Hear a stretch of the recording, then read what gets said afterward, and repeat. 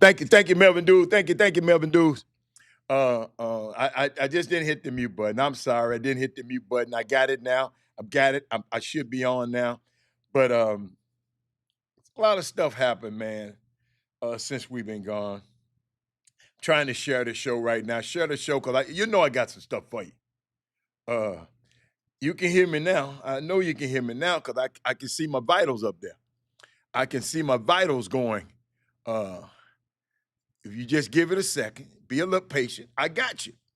I got you. I was just y'all. I'm on the road, and and this system, this setup on the road is a whole lot different from what I have in the confines of a studio at home. So just consider, yeah. I'm trying to get it out. Trying to get it out for you. I'm trying to get it out. But interesting things happen. Uh, the Lady Tigers went down the other night. Let me bring it up since I'm here. I'm gonna put it up. And the men play tomorrow night, so I'm still here. The Lady Tigers, I think they should be taking off by now. TSU basketball. Oh, there it is. Should be taking off right now. He said, "You are on. Are you good?" Oh yeah, yeah. I know it. I didn't hit my mute button, but I'm just. It's some interesting things. Y'all need to share this show because it's some things happen even on the way up here. Them young ladies. Uh, the women basketball team. They had to endure a whole lot to get up here on time, and it's. Let me see. I'm trying to look up the schedule and look up the score and make sure I got the scores and everything. All right. We lost to Bethune Cookman 62-66, but it really was a one possession game. And my hats off to Coach Skeet and that staff. I got a chance to travel with them. I usually don't travel with the girls. I usually travel with the men uh, all the time. And but this um, it was unique traveling with the women's basketball teams. Different dynamics, different everything, but it's unique. And and y'all know how I am. I'm just gonna be myself, and I just found it. I kind of wish I could have traveled with them a little bit more. You follow me? Because the uniqueness of them, I wish I could have traveled a little bit more with them because they are a spirited group of young women. I mean, very respectful. I'm proud of them, and they just didn't have enough the other night, man. I'm trying to find something. Oh, let's see, make sure I got everything. Um, looking for some. You know what? I could have put that there. Y'all got to hold up a minute. Wait a minute. Hold on. I didn't know my phone charger was about to die. Let me give it a little. Uh, yeah, y'all gonna have to hold on a second. But Otha Brown, it was unique, man. I can't describe it. I'm gonna try to. We just was short. We just, you know, in in these situations, right? They're gonna try to take away your star player. And tournament time, all that stuff you done did all year. Everybody know what everybody can do. Everybody, I mean, there's no surprises in basketball at that time, this time of year. So what you do, you have to, set your picks at a different angle. Just your cuts just different. If you because they know where you're going, but you got to angle them just a little bit different. To you look young coaches out there don't understand what I'm talking about. You better get on the slide because people know these people scout each other. They know exactly everything TSU's gonna do. TSU know exactly everything that Bethune Cookman was to do, but In these cases, your best player got to make plays. Gregory, what's up, Greg Wiles? And I'm talking about TSU's women's basketball team. We lost last night. We had let me tell y'all something. I'm telling y'all right now. All this complacency and all this talking about who you ain't gonna vote for, and I ain't got time to vote 90 million of these sorry ass people that didn't vote this last election. It's consequences to these elections. Ladies and gentlemen, we got to the airport 2.5 hours early when we left with the women the other day. It was a line around the corner at Hobby Airport. We were traveling with 28 of our precious HBCU beautiful Black women and men. And the TSA whole screening section was down. So everybody in the whole place had to go under the regular screening, or you have to go through clear. Yes, I'm talking about that damn fool we allowed to get elected in that administration, in that 2025 project that y'all thought was play. Robert Hatter just on here playing around talking about the 25 or 2025 project, and you know I ain't never heard of it, but I told y'all about it.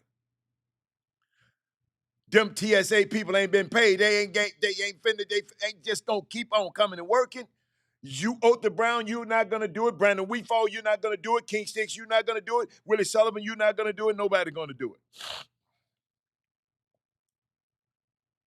But that clown and that administration up there, it affected our young student athletes. 28 of us trying to get through. So guess what we had to do? We had to get 28 of our people sign up through clear. So we can go, so we won't be in the line that's down on Broadway. Then that line was still long. So just thank God you got somebody like Robert Allen know how to get in front of and talk to one person. The supervisor wouldn't let us in. Man, okay, supervisor. I found a young brother up there. I said, look here, Doc. I got to get these people because we got a game at 10 o'clock in the morning, 11 o'clock in the morning. I got to get these folks. I told the little young fella, thank you, man. I ain't gonna tell y'all right now who he is because y'all might work at the airport. The young fella got us through the line. But the plane was on the runway by the time was out, had backed away. Once that plane backed up, it's gone. Because they got to go on time. So 28 people didn't get on that flight. So these girls, we rushing everybody through. It's 28 of us, y'all. It wasn't one, it wasn't two, it wasn't a family of 5. It was 28 of us got to move as one. So we got to so we get to talk. How we gonna get these kids from here to Atlanta before 11 o'clock the next morning? How? Private plane, whatever. Bus charter, whatever. All our buses are out with other parts of our team. Ladies and gentlemen, I'm giving y'all something. And you know how I am in the airport. You know how I told them. I said, this, and not our kids, because I know who they voted for. But I was letting them other people know, this who you voted for. That's your king. That's your king. Darryl Barnes. Willie Sullivan. So guess what? We overheard, you know how I am, I overheard somebody talking. They knew that Prairie View was on the way to the airport. Prairie View wasn't gonna make their flight. Ain't no way in the world. If they on the way to the airport, it's gonna take them 4 hours if they don't have nobody to get them through like 2 hours like I did to get in. So they weren't gonna make their flight. So what we did, we just said, look, hey, if we know for a fact it's gonna be 30-some people ain't gonna get on their flight because they ain't gonna make it through that mess. Make sure we had 28 standbys. I ain't never seen this before in my life. All of us cleared. The whole team cleared. Because why? Prairie View couldn't catch their flight. But Prairie View had a little grace period. But why? Prairie View goes the next morning. Prairie View a game 1 to 5:30. You follow me? So it was just weird. Ladies and gentlemen, when I tell you it was the weirdest thing in the world, and our young ladies had to go through all that, then we had to get here, then y'all we get here, hold up. You know how uh uh if you go to Atlanta, you got a south side and a north side. So we on the north side. That's where our luggage came, right? That's why the bus was parked on the south side. So he had to come. We wasn't going where we wasn't going to pack no luggage on the side. Bring your ass. She had to come around. So that's some more time. Our girls still on their feet, but most of them sit down.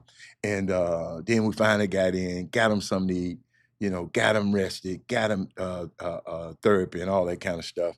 And they got up there next morning and played like true champions. I'm so proud of them. So y'all don't know everything that goes on when these teams be traveling, and I'm just trying to take you behind the veil just a little bit. But we made too many turnovers. You can't make 19 turnovers and expect to win. But now you stole the ball back 17 times. So hey, that was kind of that kind of made up for it. But it's just it was a one possession game, and your stars have to be stars in these games. If your stars ain't no stars, it just we had three people in double figures, and just didn't. It was just flat. And but shout out to those women. I can't wait to see what's in store for those young ladies in the future. Share the show, everybody, but shout out to them. I had to start the show out. My salute to them. Safe trip back, traveling graces, and traveling graces for the men. They're headed up here. I'm still here. Jay Holloway still here. He's the play-by-play guy on the broadcast. So we here and waiting on the men to get here. And matter of fact, I'm in the conference room where the men gonna meet. I just said I'm not gonna do it from the room today.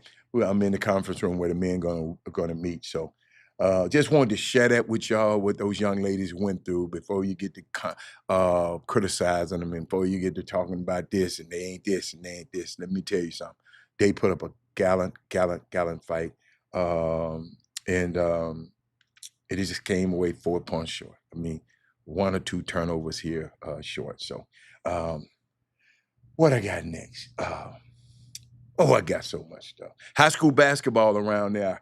I heard some things is going on. What's unique about high school? Melvin Dudes, what you got? Tell me. I know you've been talking about one of my favorite teams, the Beaumont United. I mean Beaumont Westbrook and Beaumont United, them two of my teams. Any Houston team, Toscasita still in, right? Y'all, I ain't gonna tell you no. I'm not gonna tell y'all no lie.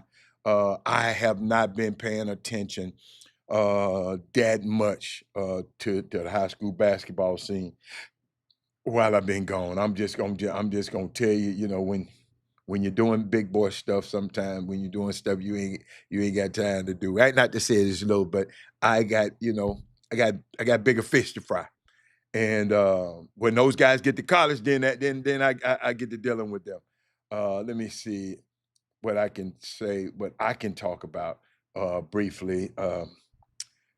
Just something that I can add to it. If y'all got some, let me know, and we'll talk about it. You know what I'm saying? If y'all got some, you let me know. Okay. Let's see, girls, summer basketball. Summer Creek does it again. Somebody says successfully defended their crown after defeating. Summer Creek girls won the state championship. Okay. I didn't know that. Okay. Shout out to them. I'm just looking at Jimmy's site. I'm not going to go extensively through it. Cy Springs beat Grand Oak. So they going to the semis. Cy Springs. Who plays for Cy Springs? Y'all don't even talk about. Oh, Trey Pinkert played for Cy Springs. Oh, Grand Oaks. He played for Grand Oaks. Okay. My bad. I'm just looking through Jimmy's stuff. Toscasita beat my team, North Shore. I found that out before I left. Let's see. Let me see if y'all got some. Let's see. Okay. Katie Jordan lost the Cy Falls. Wow. Westbrook beat Randall. I saw that. Beaumont United whooped the hell. Damn, I didn't know they whooped Marshall that bad. But that's it. Okay. So y'all know Larry Mishaw's daughter went to the state. Larry Mishaw's daughter. That is some incomplete information, Nancy. Nancy, people around the country is watching this show, not just people in what's the name of it, in Missouri City. So explain to the people the significance of what you just said. I want to highlight what you said, but I'm gonna let you explain to the people, Larry Michaud.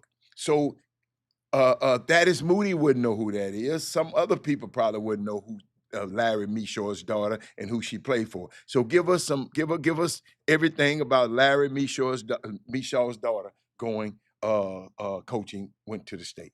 Okay.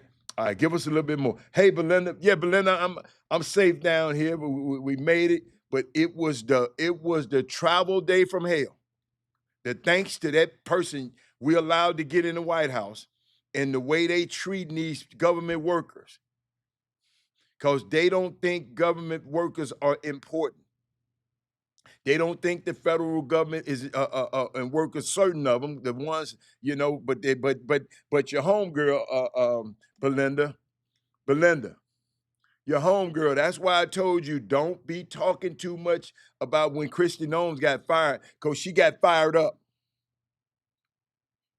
They just took her out of that high profile and put her in and guess what she gonna be? She gonna be messing with people all around the damn world with some stupid stuff now.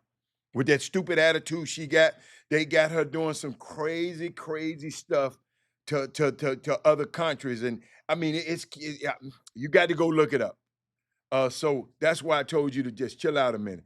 He said, I have a question for Jimmy. I guess how Jimmy ain't here. So how in the hell you got a question for Jimmy? Jimmy ain't here. Well, you got his number. Text it. You got his number there. That man sitting up on the show and ain't but one person on the screen. And y'all, this is what he put on the screen.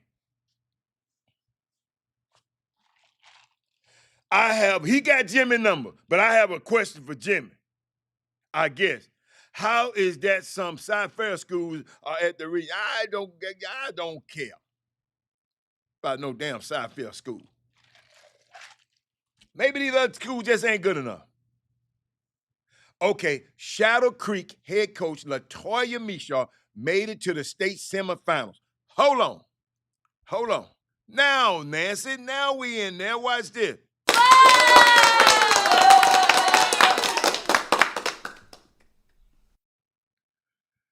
Man, let me tell you something. Darryl Bone.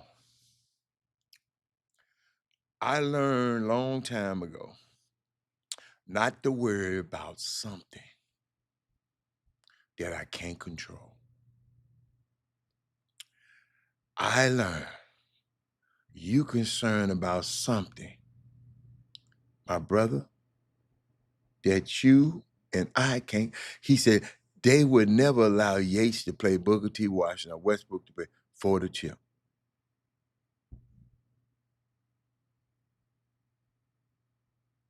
But they in charge. And who is they? They in charge. I mean, they would never. And Jimmy can't explain his way out of this either. You asking some stuff that I have a question. How is it that some sci-fi schools are in the region 2, and the others are region 3? They can potentially play each other for a state championship. How is that fair? Life ain't fair, my brother. Let me repeat this. Life ain't fair. Let me talk to somebody over here. Life ain't fair. Nancy, I'm still waiting on you, Nancy, but they didn't already. I know who she was. Even you, King Sticks, you didn't explain it. Okay, there you go, Nancy. Phi Slammer Jammer. Larry Mishaw. There we go. So now the people around the world can know. Phi Slammer Jammer, that's University of Houston. Kareem Abdul-Jabbar. Not Kareem Abdul-Jabbar. Akeem Olajuwon. Benny Anderson and that crew. Phi Slammer Jammer. Larry Mishaw. Michael Young on that team. But Larry Mishaw has a daughter who dominated locally at 6'4". Now she is coaching Shadow Creek, a special place in her heart. Yes, I know why. Okay, Coach, she hooped with my late daughter. Absolutely. I didn't know she hooped with April. I didn't know that. So that now everybody around the world, man, Nancy, know your connection to Larry Mishaw's daughter. And what Larry's daughter name again? She's so sweet. Latoya. Every time I talk to her, she's so nice. That man said, why a boy from Yates tried to fight a ref. Y'all, let me put that up there.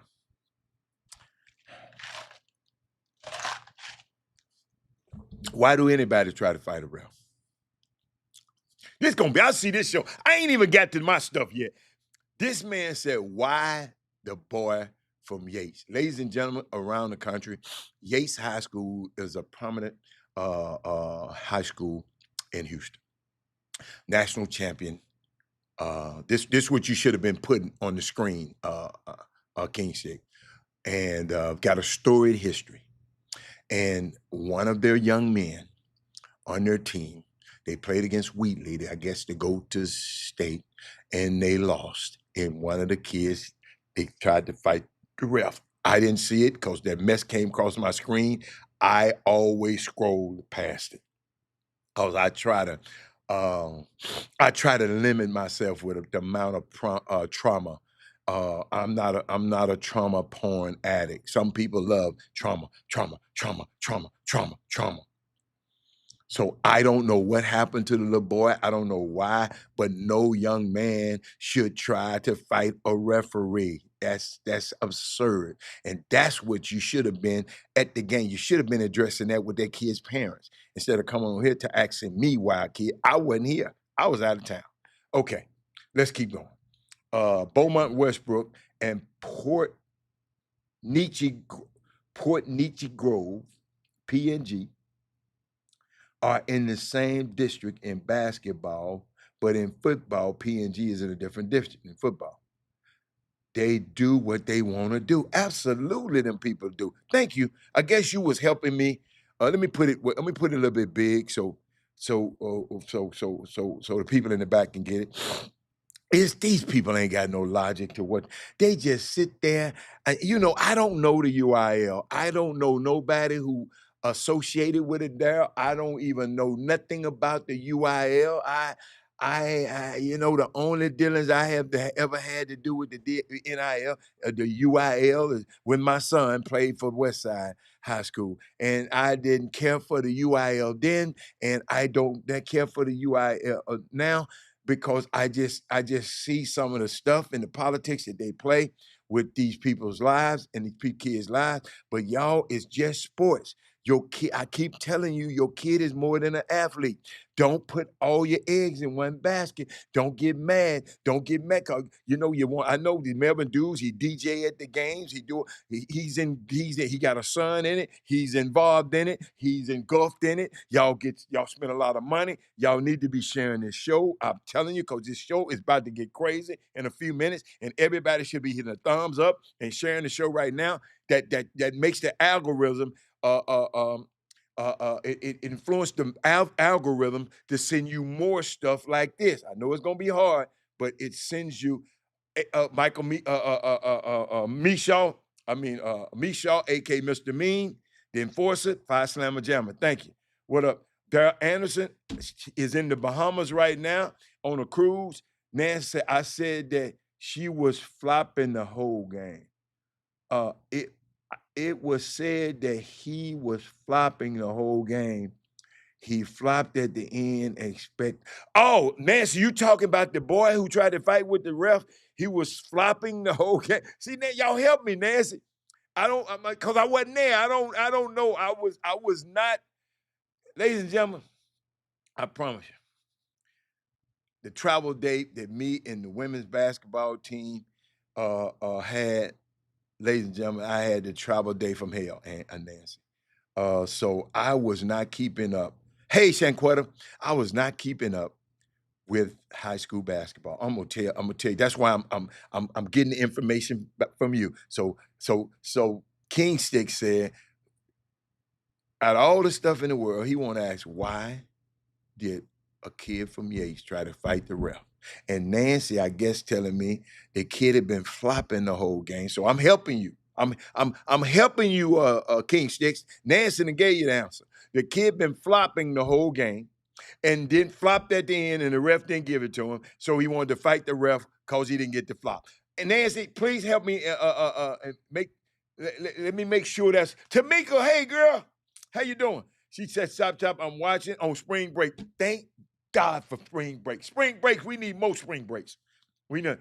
Hey, y'all know where I'm at. Y'all know where I'm at in Atlanta, right? I'm in Atlanta, right?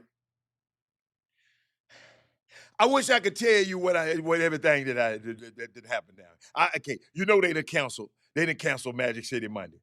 Cause I was gonna stay for Magic City Monday, but they didn't cancel, right? I haven't talked to the people involved, to some of the people, but I'm gonna talk to them as soon as I get off the show. Cause I ain't gonna tell you no lie. Them people stay up late at night. Robert Hatter ain't staying up late at night with them people. So I'll give them a chance to wake up so I can know how they feel about this Magic City stuff. Okay, so we can get there. But let me keep going. Anybody else? Anything high school basketball? But Atascocita in one of those side schools, I think. Hold on. Let me make sure. It is they going to San Antonio. But Summer Creek girls won. So wait a minute. So where's Shadow Creek's girl? Nancy? So Side Springs is gone to state. Atascocita, I'm just going by what I see. Atascocita is going to state. Duncanville is going to state, I think. Cy Falls is going to state. Westbrook is in the semis. United is in the semis. Fort Bend Crawford is in the semis. Wheatley is in the semis. And Lamarck is in the semis. Okay. I think I'm right. I'm just going by it. Okay. I just said he was acting like he wanted to fight the ref. He didn't really want to mess around and get locked up. Yeah, if you swing, you're gonna ride. He was fighting because he flopped. Yeah, that's what they said. He was fighting because he flopped. The ref didn't call the foul for him. You're mad at the ref. Y'all, I ain't never been mad at but one ref in my life. One. So, but I was grown. I wasn't mad at one when I was grown. I mean, no, when I was young. I'm serious. I never got mad at a ref when I was young because they were older. I always respect the refs. I would never say nothing. But this one was in Houston. He reffed the game. Watch this now. He reffed the games when I had a team in the pro-am. I got a technical foul before the game. Ladies and gentlemen, Nice Robert got a technical foul before the game. And guess how I got the foul? We in the huddle. All of my players don't like him either. Because he always calling against them, causing me. So I'm in the huddle talking to my players, and I had some choice words to say about him. F him, and I'm talking. He listening in our huddle and gave me a tech. for what I said about him in the huddle to my players. I don't like him. I can't stand it. I'm just telling y'all. Oh, Robert had to forgive everybody, but him, no. And just to know it ain't personal to me. Even if he called my son's summer basketball team, always, babe, let me help y'all out. Just to show y'all that I'm just not that mean. Every time he play a game, me and my son, we had to drill all week. My son like to always try to steal people basketball. He always reaching. I taught him how to reach up. He learned how to, reach up. Don't slap down at the ball. Reach up. They don't call that. He was reaching up and he was calling it. That man called 2 fouls on my son so quick. My son looked over there at me. Said, "Man, you just gotta let him go." See, ladies and gentlemen, I'm finna give y'all a secret. What you gotta tell your players, especially players who get in foul trouble. You got to explain this to them. All right. So look, baby boy, you got 5 fouls. Okay. Every time they give you one, it's on the books. They never take them off the books. Okay. Now, if you let him score that 2 points, watch this, we can make up the 2 points back. We can't take the foul off the book. So what's more important? If you think you late, you got there late, don't reach, let him have that 2. We can make up for the 2. We can go down there and hit a 3. We'll make up for the 2. But they won't never take the foul off the book. If TSU had took a foul off the books last night, we win that game. Because Talia Logwood couldn't nobody in the gym really stop her, but she was in a little fog today. The best player, first team all SWAC. She just didn't have it yesterday, and it might have been the travel. I don't know what it was, but yeah, Freight got a chance. Shout out, my son came he said I brought him to a game long time ago, but I don't remember bringing him to no TSU game. But I might have. I don't know. We do so much stuff. But he came to the game. He had never came to a TSU versus a Prairie View game. He said, "Dad," he texted me back, said, "Man, I had the time of my life." But he messed with me the whole game. I'm trying to call the game. Him and Eric Boone and Freightman. Shout out to Freight. Freight brought his son out there, man. And his nephew, his cousin, nephew, whatever, Wells, he had a great game against TSU. But thank you, Freight, for coming out, man. My son said he said he remembered you from a long time ago. I think you used to coach the team that. Well, you used to coach a team that we used to play against, Freight, in the summer? But he said he remembered you. But that man said now you got to have thick skin refereeing, right? But I'm gonna take it a little bit farther. You got to have thick skin being a parent watching you damn referees, hold up, watching you referees. Hold up, I hit the wrong button. You got to have, hey, y'all see what he put? Nowadays, you got to have a thick skin referee. You got to have a thick skin watching some of these these non-reffing ass refs too. What's good for the goose is good for the gander. And I'm not finna let y'all just talk about my parents all the time. Cause I ain't gonna lie, man, this man used to see my son and it's automatically 2 quick fouls so he can sit down. So I just told the coach, don't let him sit down no more, man. That dude trying to do that. And it happened every time we played Bel Air. Yes, I'm telling it. But I ain't gonna bring him on the show. He's so busy in the daytime, man. Nah, I ain't bringing him on the show. Unless he just called me and say he wants to come on the show. Nah, I ain't gonna do that. I ain't do that. I ain't trying to do shit that y'all. It's enough for y'all got my damn time, wasting my damn time out here, Barry McDonald. Shit, you think I'm gonna subject my whole damn family to it, and y'all won't even share the show. Y'all won't even buy the product that the Anthony Lawrence collection who supports the show. And you think I'm going I'm gonna put my son. You got to be out your mind. Jeff Johnson, what's up, Hap? Y'all show me action for a lot. No, y'all get my time. Y'all ain't finna get his time. His time is a little bit more valuable. Hold up, y'all. His time is a little bit more valuable. Doug, Dougie Jones, what's up, baby boy? Hey, man. That Doug Jones, man. Doug, tell me what happened out here in these streets. Talk to me. I'm looking for my thing to keep my phone charged up. Make sure my phone. Oh, I got it. It's charged up pretty good. It's game day. Doug. Tell me what you're looking forward to. We got our expert, Doug Jones. I'm gonna give you a few more minutes. Tell me what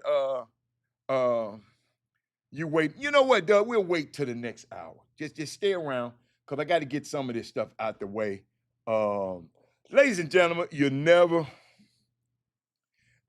know who touched your life. That's why every time I'm with one of these young people, I try to touch their life because there's some people touch mine. And ladies and gentlemen, it's a man touched my life basketball wise when I was a little bitty young kid. Cecil Boyd, who first time I ever had a uniform on, basketball wise. Had baseball, but basketball wise, he with Pine Hill Community Center in Memphis, Tennessee, right adjacent to Pine Hill Golf Course. So I was in proximity. Y'all got to hear me on this. I was in proximity to a golf course all my life, but no exposure. I wasn't exposed. Let me hit that one more time, Barry. I was in proximity. The Pine Hill Community Center, where I went almost every day, was on the same property as the Pine Hill Golf Course. So I was in proximity. As good as I play golf now, if I had been exposed to it, then. You follow me?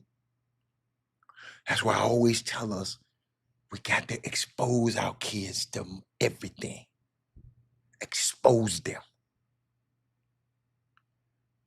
Doug, in this gymnasium, I saw this guy who told me, I said, I want to learn how to dribble better. He worked at the Park and Recreation Center. He was the coldest basketball player I've ever seen. His name was Henry Logan. So a lot of the people that back in those days, I don't know a lot of the guys I grew up with. The guys I grew up early in my life at that time.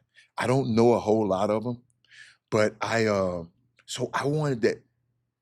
I remember him, but I had nobody else. I kept asking people, "Do you remember him? Do you remember him? Do you remember him?" And he said, a lot of people, "No, I don't remember him. I don't remember." But I talked to one of my best friends in the world. I said, "Man," he said, "Man, I know somebody who gonna know him." He said, "I don't remember him, but I know somebody who gonna know him." He called and he said, Hatter was right. That was the coldest dude ever to come through. He wasn't from Memphis. He was from North Carolina. John Lucas probably know him. But he was just amazing, man. He was just, and he taught me how to dribble around chairs blindfolded. I promise. Doug, how many times have you all seen somebody take people through that? I know I took my son through it.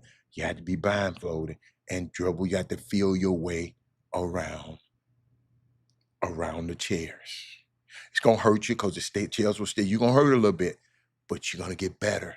You're gonna get better and understand where you're at and where your awareness at, and you'll get better at it. And I know you trainers, I ain't never seen y'all do that. I ain't never seen that on video. Y'all just have one cone.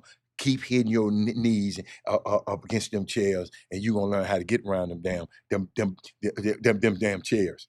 And but it's just And my partner, we was talking about, he said, man, you never know who influences your life. I'm gonna remember that man for the rest of my life. And I was kind of sad because other people wouldn't remember him with me. And he said, was golf an interesting sport to you when you were young? Travis, I don't think you were listening. I said, if I had have been introduced to golf at that time, as good as I play now, so I wasn't introduced to golf at a young age. The golf course was just on the same property as the basketball court. We were in the gym playing basketball. We just if we'd walked outside the gym and went to the right, we would have been on the golf course. So what I was explaining to you, Travis, what I was explaining to our next generation is you can be in proximity to something. Our product could have been great. You can be in proximity to greatness. But if I had to turn left instead of just staying at the gym and turn right and went to the golf course and got introduced to golf, maybe my whole life would have been different. My whole life would have been changed. I'd have been as good as I play now. If I had been exposed as a kid, the sky's the limit. So what I'm telling you, expose your kids to different things, not just basketball. Expose them to everything. Exposed to everything. So golf was not interesting sport. I didn't even know nothing about it. I just was at the gym, was at the base of the golf course. The golf course is called Pine Hill, was up on a hill. That's why it's called Pine Hill. You follow me? But we got the, what if and hold up, and my older brother played golf, but he wasn't smart enough to say, hey, he turned 80 years old this weekend. He wasn't smart enough to just say, man, I'm gonna take my little brother out here on this golf course. You follow me? So I had to get that. I had to get that. People touching you like touch all of y'all. That's why I keep telling y'all quit all this whining and being and all of this stuff all the time. Because these young people are watching what y'all sorry ass adults are doing. They're watching. Watching. So let me keep going. Let me keep going. Let me see what y'all talking about. On this, Doug, we was talking about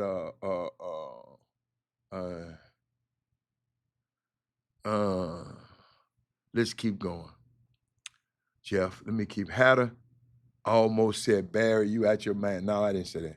You said Doug said he's getting ready for the state semifinals. I've been covering the South Wing. Oh, okay. God is opening doors for me. Thank y'all for the support. Wow, Doug, I didn't see that. Look at you, boy. Hold on, let me put that in big letters. Put that in big letters. He said, I'm getting ready for state. I've been covering the Southwind. And guess what, Doug? I saw the spread on RCX Sports covering the game, and I was wondering about that. Now you just explained to me. Thank you so much for providing that information to us, man. Doors of door. That ain't the Doug. Let me tell you something. You said Doug's doors are opening for you. Let me tell you something. They're opening for you for a reason. So you got to remember that you got to open the doors for the next person. Y'all, when stuff happens for you, it's not just for you. And I know these selfish ass people think everything is for them. And I know y'all got some. There's some probably on this feed right now. But these doors and these experiences, I could keep all of this stuff I'm telling y'all and just share with my family and friends. But I give it to everybody because I know he didn't give me all of this just for me to give to my families and friends. He give me this shit. I know the different lives that I've changed and Jimmy has changed by this platform. So let me tell you something. That's a great thing, Doug. Now you got to keep rising so you can bring somebody and open the door for somebody. Boy, Doug, when you gonna find out, I get more satisfaction out of somebody else I didn't help do something then sometimes the stuff that happens in my life and the increases and the great things that happen in my life, it's all right. I'm okay. You know, you know, I know how to do stuff. So people got to pay me for the stuff that I know. I know I'm gonna be all right. But I promise you, when I get somebody else on, I'm more excited. I'm if you be around me, you'll understand. I'm more excited when I can talk about Doug's dozen. Cause I remember when Doug didn't have a dozen. It was just Doug. So when I talk about his platform and his events on this show, he don't we don't I don't he don't come to me and say, Robert, I'm gonna give you this. I do this because I want him to win.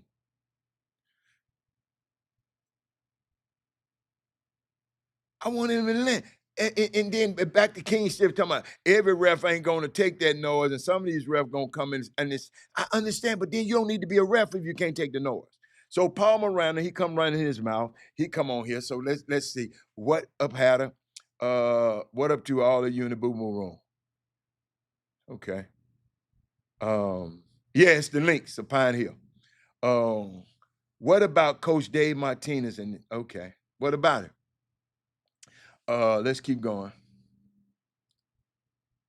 Understandable. I was just saying. Okay, I got you. I got it. Paul Atascocita is healthy this time when facing Brennan. Going to be a good game. Atascocita is playing well right now. See, that's how it really, you know. And I know people different. Hold up, y'all. Let me take this. This sweater getting a little too hot, and I ain't want your wives and stuff to be looking at these. I ain't want your wives to be looking at this six pack and y'all be mad. So I got off the screen and took the sweat off. I ain't want your wives to be, y'all to be mad at me. So let me keep going. Jeff Johnson, let me keep going. I see you. Fob, what's up, baby? I had to take it off. It was a little too hot. They got a little too hot in there. And I don't feel like going over there messing with them people's thermostat. I'm not touching them people's stuff. He said, man, Duncanville versus Quality tonight. It's sold out in a freaking hour. Okay. All right. Okay. Sold out in an hour. That's awesome. Yes, sir. What a great feeling that is. He said, Doug said the most great. I'm behind. I'm gonna put your stuff up there. Doug said the most the gratifying thing is when someone who wants to know how I got to where I am asks for advice and see them thriving. Yes. Let's go. The winner of that game is, of course, the state champ. Okay, that's your opinion. He said, "Wow, Robert, Henry Logan was the first African American playing." And no, I'm trying to tell you, man, dude, I'm not dude. This the guy who taught me how to dribble. And I just wish I was around. I wish he was around so I could say thank you. I remember this man. You know how you in the gym and they tell the little boys to go to the side and then they let the big boys play. I've never seen nobody. And y'all, he had two bad knees. I'd hate to see if something hadn't ever happened to the knees. And back then, they were just cutting up on them black athletes any kind of damn way, them sorry ass doctors back then. So, yes, Kevin Freidman, he was the most amazing basketball player I've ever seen. I've never seen anything like that. This movement and his grace, how high he can jump with both kneecaps look like they was, I don't know where they were. But he was that good. That man said Duncanville still in it to win it. No David Peeper, no problem. Coach Ford ain't taking no prison. Okay. Okay. Logan's also gold medal Pan Am game. Absolutely. I love how people have different mindsets. We got some guys talking about some of the greatest players in the world, and then we got some people talking about North Crowley. Got a three-headed monster. Led by Isaac Hayes. But Duncanville have dogs. I just I love the eclectic taste, the different tastes of everybody on the Chop Shop. Today, the men, TSU men, Um, we we'll Zoom play tomorrow at 2 o'clock. 2 o'clock our time. So I'm probably not gonna do the show tomorrow because it's gonna be 2 o'clock our time. It's gonna be 1 o'clock your time. And I know we there a whole lot early. I might just pop on and say, look, I'm live from the venue. Great venue, the Gateway Center. I just don't. Let me tell you something. I wouldn't have when it was in Birmingham. It was okay, but I just like it being in Atlanta. I like it being in Atlanta. Uh, no. You are on the high school things. Don't say the boom boom room. You better read the room. Ain't nobody commenting on high school basketball but you and Freight and Doug. Everybody ain't coming. You better read the room, Paul Miranda. You know what? That's been a big problem of yours. You never read the room on this show. You just come in and just you don't read the room. The Grambling Jackson game, you come to check the Grambling Jackson. I don't know if I'm gonna go over there or not. I got to meet with my partner. Man, my partner got fired, man, this weekend, man. I'm finna go. I'm hanging up with my partner tonight. David Stoudemire got fired, man. You riding ass people wouldn't send him no players. Y'all, you know, the players got to be smart and can be able to get into Georgia Tech. And he got fired. And the man said, and I got to go take him out tonight. He said he ain't got no job, so I'm taking him out tonight. I'm taking him out tonight, and it's just amazing, man, how we can have these great black coaches. And it's still a segment of people out there. And I know, don't send them to all of them, but I don't call all of them great. Just because you're a black coach don't mean you're great.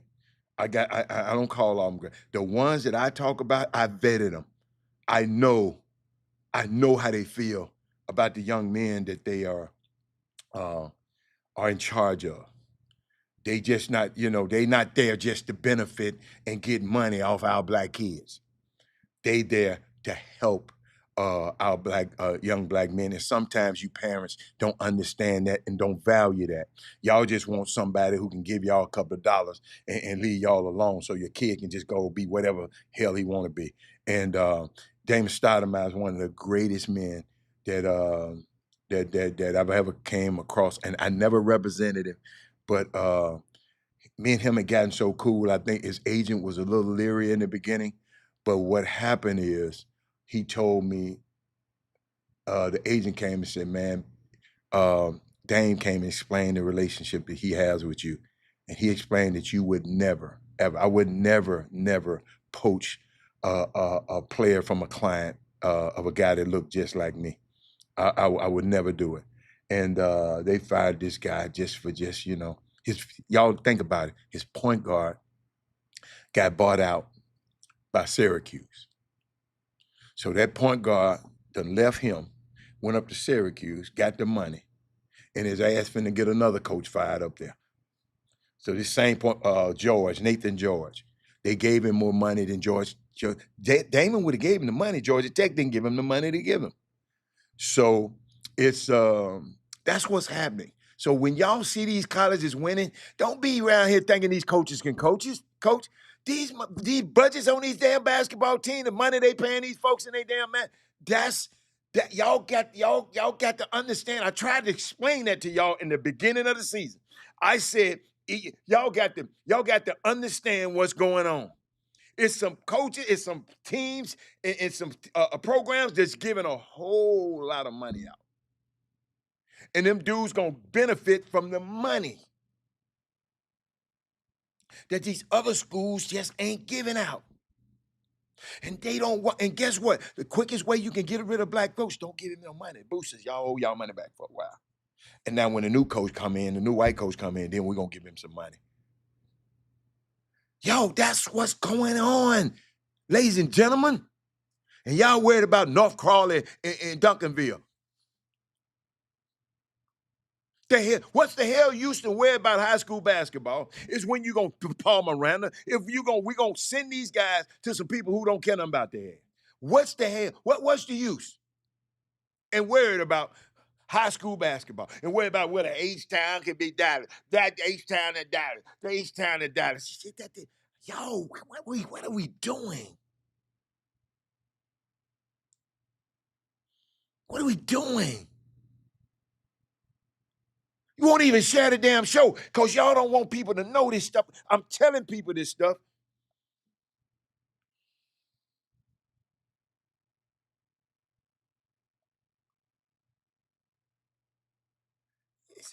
Y'all got to understand, man. The way this stuff is designed. It's designed for us to sit up here and talk about, well, no, it's still whether the Duncanville gonna beat the Houston teams. Because they keep you focused on that, and then if they keep you focused on that, you ain't understanding that they dropping bombs on some people that ain't even dropped no bomb on us.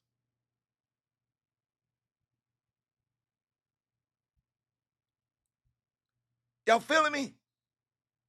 Frank Young, what's up, man? I know you're new to the show, but Tony Broadway, I know you're probably new to the show, and I know you laugh. I mean, I'm just talking.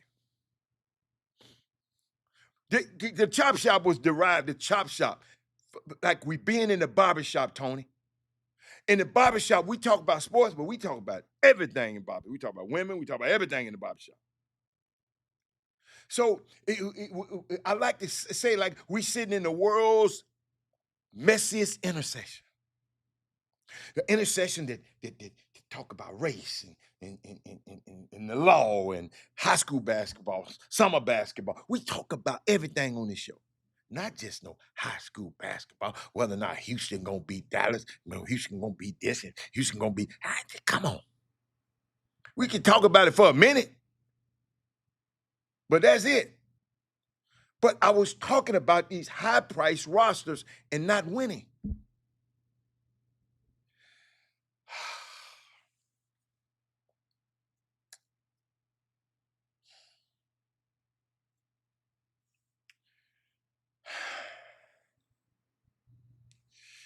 And some people can't hear.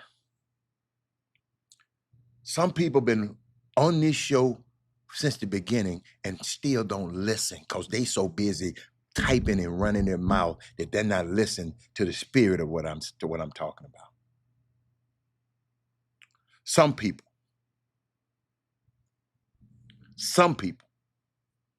just don't. But we're gonna keep on talking. He said the University of Michigan and St. John's are the perfect examples of firing black coaches, and the boosters won't support, and the current but will support the income. Absolutely. Michigan giving records amount of money as soon as they got Juwan Howard. But y'all talking about Juwan Howard can't coach. No. Dusty May was ever able to go and buy them players and go buy, hold up, and go pay for a black coach that should be a head coach, Kenny Boynton. That should be still the head coach at Oklahoma State if we had to send him some players. How many people from Duncanville? How many people from these colleges? Thank God for Cade Cunningham. Cade Cunningham said, I'm messing with this man. Y'all can take it. They're talking about they're not eligible for the tournament. Well, okay, so they did that, the NCAA, so Kenny Boynton couldn't get Cade Cunningham. And Cade Cunningham said, I don't care. I'm staying here and playing with him. Can we get some more Cade Cunninghams? And the only reason Cade Cunningham probably did it is because his family talked him into it. Because wasn't no summer coach gonna tell him to do that. I know I'm telling the truth. I know I'm telling the truth. You know what? It was unique, y'all. I was in. I took an Uber the other day. Uh, young man picked me up, and he was just talking about different perspectives. Being in the car and listening to different perspectives. He's in the car with a guy 50-some years old, complaining about Atlanta ain't this and Atlanta ain't this, and I've been here this long, and all the people be trying to get over on you and all that. They be trying to do this and all that. They be trying to get it. And the young man said, I never experienced that. I never experienced that. I said, okay. And I said, let me tell you something, son. Let me tell you something about Atlanta. I said, I want you to go look up Maynard Jackson. If you want to wonder why Atlanta has got so many prominent black people in position of power, and you want to think Atlanta is the only city, but it's not the only city, but it is prominent. Maynard Jackson, he was intentional. He said, we ain't gonna do business with nobody. He told the international people, because when they was about to have the I'm giving you some black history today. It was about to decide where they was gonna put the international airport.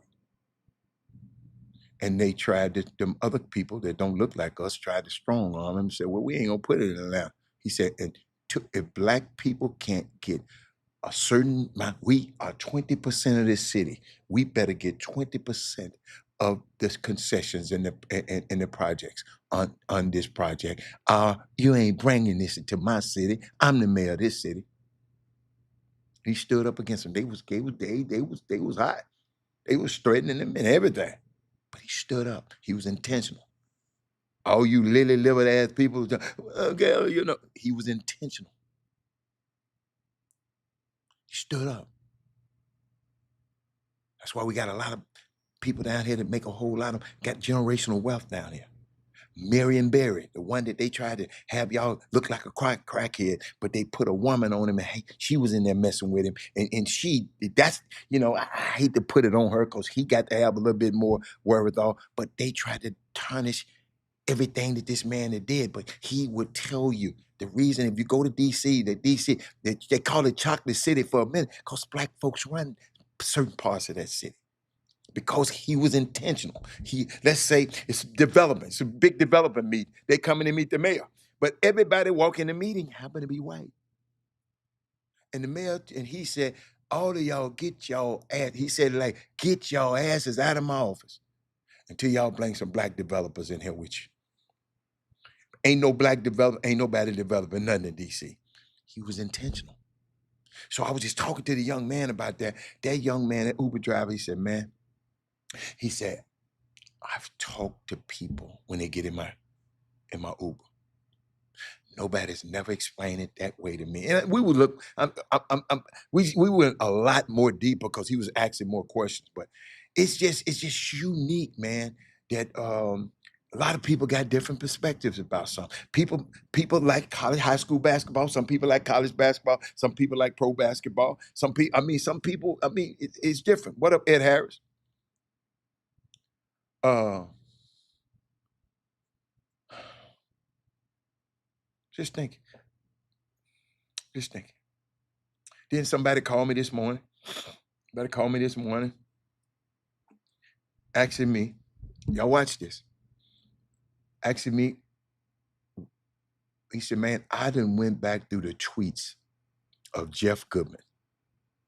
And ladies and gentlemen, I wouldn't advise you to, because he ain't worth doing it, but this guy did it and called me this morning. He said, man, what does he have against black coaches? I said, shit, he white. I said, know his history. To know a man, you got to know his history.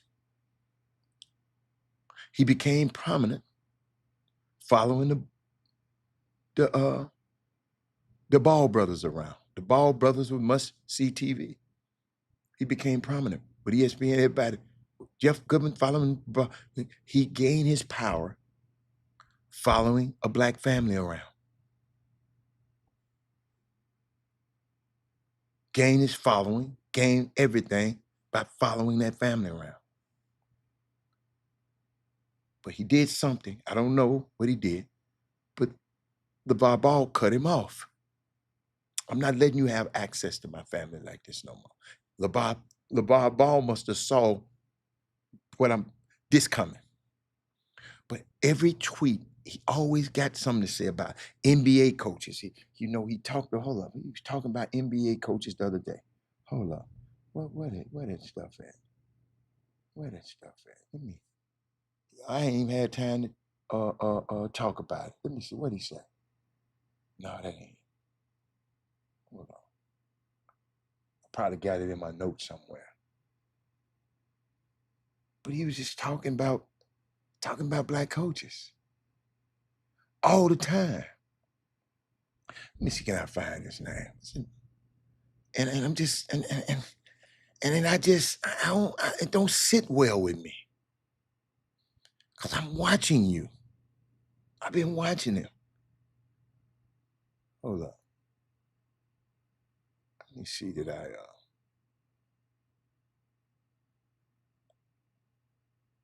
must didn't write it down. Cause you know what? That's probably why I didn't do it. Because I'm so sick of it. But somebody, he mentioned it to me, and he's just talking about black coaches. Talking about they ain't this, they ain't this. I'm trying to find it. And I know I put some on it. Let's see. No, that ain't it. No. Let me see if it's talking about high school, college basketball. No. I'm just trying to find some, ladies and gentlemen, that he was well, you know what? I'm gonna go to since I talked about it, I thought I had, and I'm usually very, very, very thorough about this. Let me look him up. God, can say something bad about that man. Don't do that, Robert. Uh, okay. Because my partner called me this morning. He really didn't like. He said, "Man, what is this man problem?" Uh, Let me see. Hold on. Just give me a second. If somebody else got something, they can put it up there. I guess y'all just waiting on me. Wow. Wow. Oh, dude, Caleb Foster got hurt, Doug.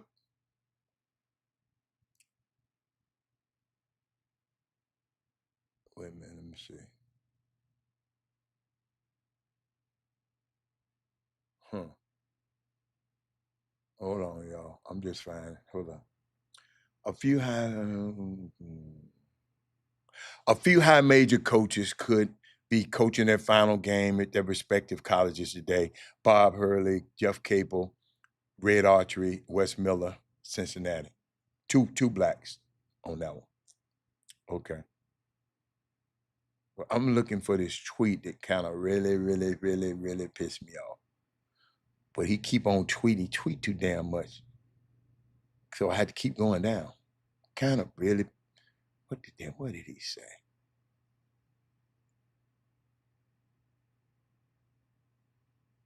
Yes, farther back. I'm just trying to find it. I wish my man who called me this morning, I wish he'd send me that exact tweet. Cause I'm just going through this man's I can't believe I'm scrolling through this clown stuff. Excuse me, ladies and gentlemen. Just don't like him. I just don't like what he do. Put it like this. I don't know him, but I don't like what he do. Because I can't dislike the man. I just don't like what he does. Uh, he's constantly talking about NBA, all the NBA coach. Man, I got this on here too, y'all. Somewhere on here, man. I know. Hold up. I got this. I know because I'm sitting here. NBA players. Let me see. Let's see. Let me see. Come on, man. Hold on. Okay. Not bad. Uh, let me see. NBA former NBA coaches, NBA player, former NBA players. I put it like that. That's what I'm looking for. Um, I saw it, man. Can't believe I'm doing this. Hmm.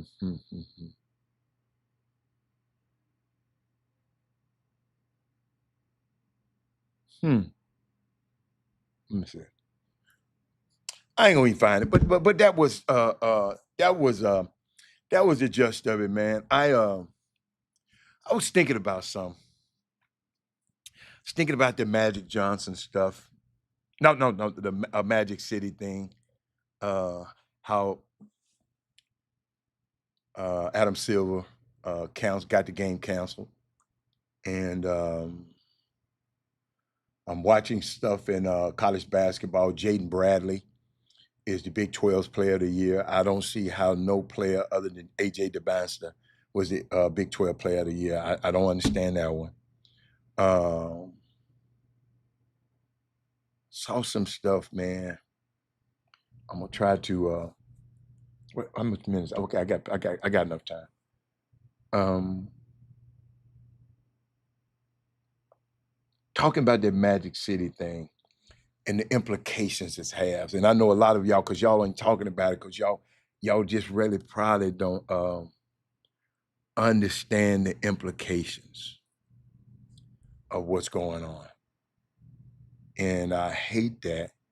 Uh, but I would like to do this too, because the dismissal will never be as loud as the story. Uh, this young man, Sharon Moore, who lost his job at the University of Michigan. Then they found out that the girl was lying. But ain't nobody talking about that. Y'all ain't nobody put it on the screen today yet. But everybody was talking about it when it happened. You follow me? Everybody was talking about it, even on this show. Some of us, some of y'all. I just couldn't believe he got caught up like that. But what's the boy name? Sharon Moore. Uh, nobody talking about it.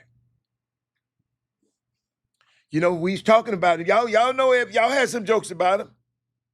They said the felony charges was dropped after a judge dismissed his mistress was not a victim. Evidence presented in court showed that he was set up and the cops withheld evidence. But ain't nobody on this show put that up on the screen.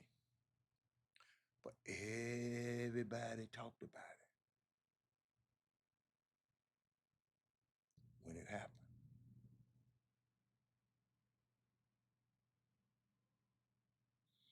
Hmm.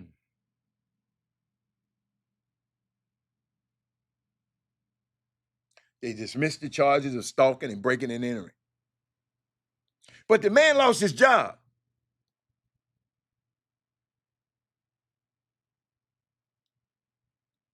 And I'm just wondering,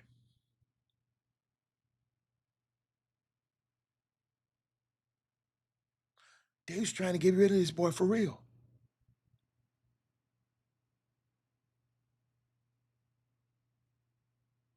Ed Harris. You said, wow, Ed Harris, y'all don't think, wait a minute, Ed Harris, please don't tell me you don't think police set people up.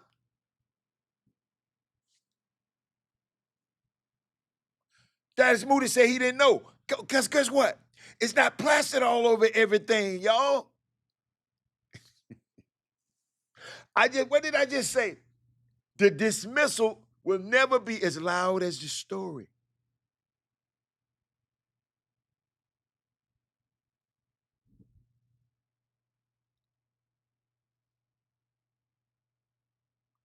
All the charges against Mr. Moore were not supported by facts of the law, his lawyer said. The dismissal of those charges validates the concerns that were raised.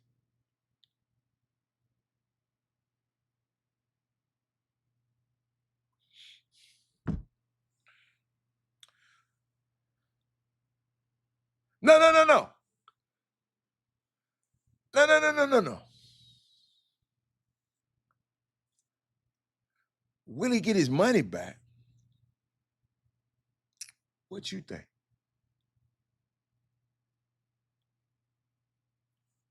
What you get? What you think? I know you say it's a question, but police do stuff. He said, Robert, what about the NIL thing? The summit held by.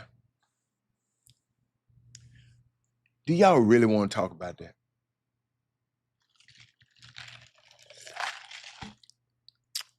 No, for real. Other than Paul, do y'all really want to talk about? Do y'all really want to talk about the NIL thing, the summit held by Trump and Saban and Charlie Ward and a couple of others? See, you threw Charlie Ward's name in there. And they put his name in there so you can even do that. I will see him when they play, and I'm gonna ask him about it. Cause I'm a part of the media. I got a media badge. So I'm gonna ask Mr. Ward.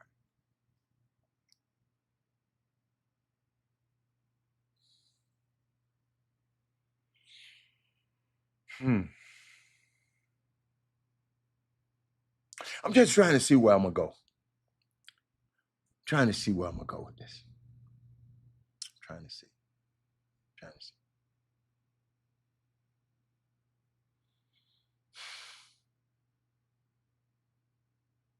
I'm just trying to see.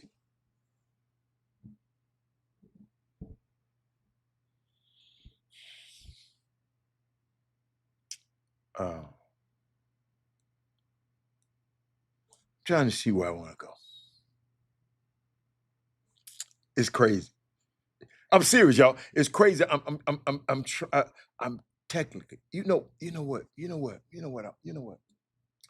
I'm gonna give y'all an analogy. Maybe this will help. I'm gonna give y'all an analogy of some. I heard a guy in the music industry talking about,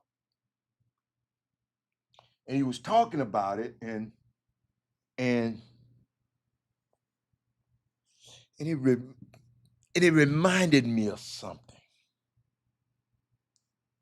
All right, I'm just folding up my stuff because y'all got to realize I'm in the conference room. I'm not in my hotel room. I had to make sure somebody might walk in here. I want to make sure it's neat. I just took off, make sure my H-Town howler. If you ain't got one of these, you're missing out, buddy. H-Town howler by the Anthony Lawrence collection. If you ain't got one of them, go to the Anthony Lawrence collection. Let me put it across the screen just in case you forget. The SWAC tournament is going to be fire. The SWAC tournament already is fire. It's fire. It was fire yesterday. Tony Madlock, the people who won. I see Thaddeus Moody ain't mentioned that. Alabama State got the head toe off. They got the head toe off in this weekend, so they're going home. Ladies and gentlemen, these tournaments are so final. I just watched the girls. They came down and eat breakfast this morning, but they going home. And the guys don't come up here with a mindset, man, I'm not going home. And I'm talking about the SWAC tournament. See, you done got me back on this. I want to talk about it because I talked about it at the beginning of the show. I'm right. Matter of fact, I'm in our conference room where the players going to meet. They should be coming shortly. Let me see what time they should get here. And I guess they're on the plane because they had information to get there early. Let me look at their itinerary. Where my itinerary? Hold on a minute. Y'all, I'm telling y'all, this is when I tell people this is gonna be one of the highlights. And I've been all over the world. but nothing give me more satisfaction than being representing TSU uh, on the broadcast, KTSU. Thank you, Ernest Walker. Thank you, Donna Franklin, Devin Wade, and Funky Larry Jones, all the crew that helps make this thing work, because we are here on site, me and Jay Holloway, but we have to have somebody back at the studio producing it. Funky Larry Jones is amazing. And so, as he said, Mr. Ward, Robert Hatter of the Chop Shop Htx, give us a little insight on this NIL. Mr. Ward. What you talking about, Trey? The NIL meetings, Trey, really was a farce. And it really is a farce. Congress got to act on something. A damn presidential executive order ain't gonna get nothing done, because everybody gonna fight it. So it was just a big show of people want to go up there. If y'all really want to know what it is, a big show of people want to go up there and show that they kissing Trump's behind. We need you, Mr. President. You didn't know you need Congress.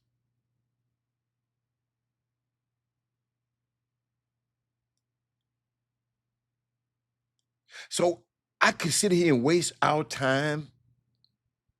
But what no play? All y'all had to do, I'm gonna give you, what no players there represented. How the hell you gonna talk about these people and they not representing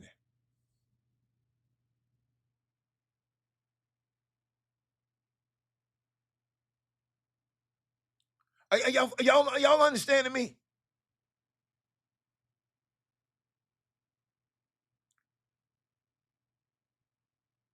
He said, I think the University of Michigan owes more. He was still having inappropriate relationships with a subordinate. Mr. Smithy can't do that.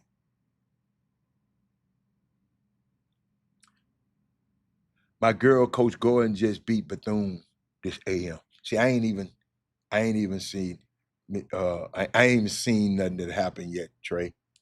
I ain't seen nothing that happened in SWAC yet, man. You got to let me see. Let me look up the SWAC. But don't y'all listen. If that meeting with that clown was worth something, don't y'all understand that I'll be talking about it? I'm just not in a habit of wasting people's time. Y'all go through social media and just look at that. Florida A&M. Florida A&M beat them. Okay. So Miss your friend is Coach Gordon. Okay. They beat Bethune-Cookman. Well, Bethune-Cookman wasn't supposed to win the damn game yesterday. TSU should have beat them easily. Then TSU could have had a chance against Florida A&M. Man, I'm just disappointed. Mississippi Valley play Arkansas Pine Bluff women tonight. Y'all really truly, I ain't want to talk about that, Trey, because our girls ain't in it. Y'all, I'm a homer. Oh, I ain't gonna call him no damn Mr. Ward. Oh, hell no. Oh, I see what you're saying, Trey. I didn't understand what you was talking about. I'm sorry. Mr. Ward. No, I ain't, you know who I am. I ain't gonna ask you. I'm gonna ask him, what the hell was you doing there? What was your role? See, y'all must really don't know me. If y'all think I'm going, hi, Mr. Ward, I'm with the Chop Shop and nigga, I'm Robert Hatter. I ain't got to be with no damn Chop Shop. No, how you doing? Hey, man, look here. What the hell? What was your role? You seemed out of place. That's what I'm asking. call no damn Mr. Ward. Shit, hell no. Uh, I know Paul had North Star in his mouth and on his mind, Lexus, but there you go. There you go. Want to make sure that the intro had the chop shop. No, I ain't gonna talk about no chop shop. No, I want to know. I ain't trying to promote the chop shop. I'm trying to ask his ass, man, what was your role? What was your role? Because he sit up there looking like he was out of place. I mean, really out of place. Somebody trying to call me. Hold up, y'all. Let me see. Let me see. It might be because I'm out of town. It might.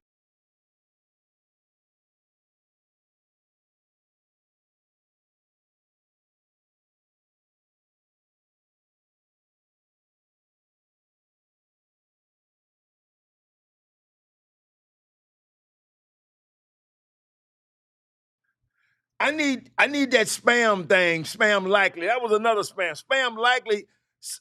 So spam likely don't work real good all the time. Cause that spam just spam likely mean it. I ain't like that.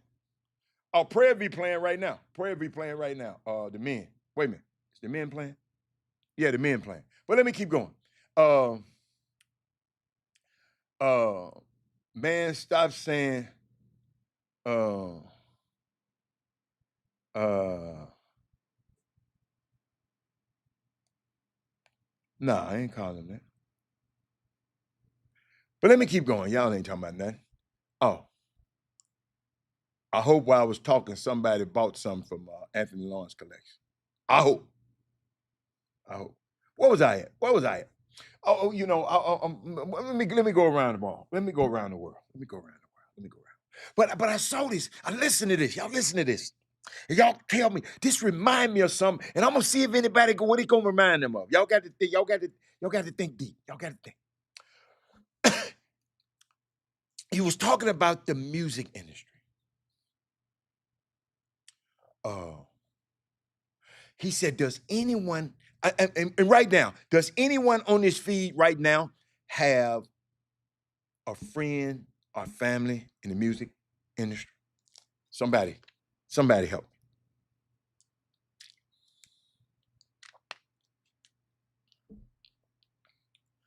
Come on, anybody. You know, come. I need help. I need help. I need to share the show. Share the show with somebody in the music industry. I want to see can they help me with this? Cause this made sense. Cause I'm trying to relay this into other industries.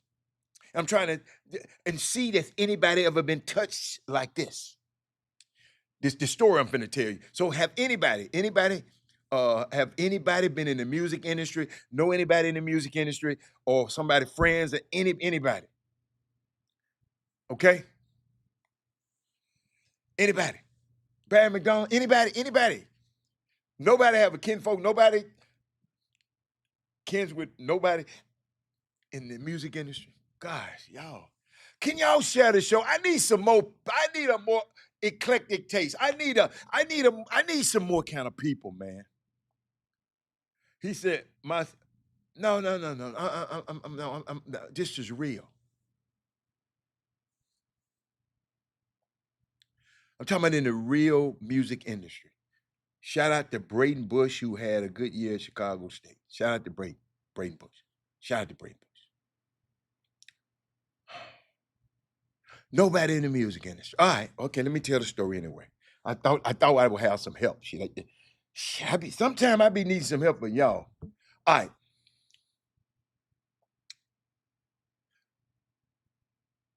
I'm gonna give you a breakdown on it, music industry, from what I just got.